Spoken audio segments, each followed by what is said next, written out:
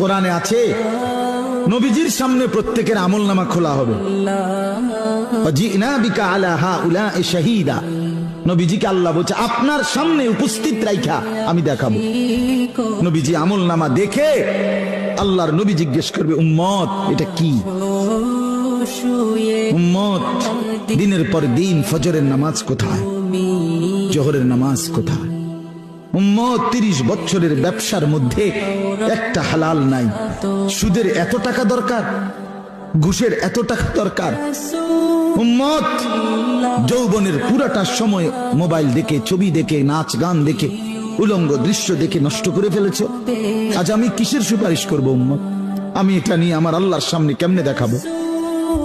আমি কিভাবে বলবো?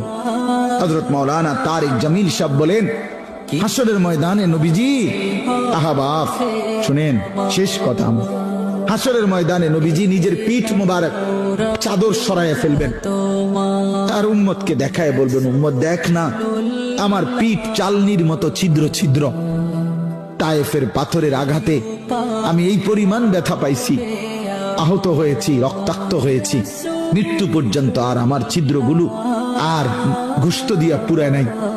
আমি এই ছিদ্র নিয়েই কবরে আসছি। আমার 23 বছরের এই কষ্ট, এই আমানত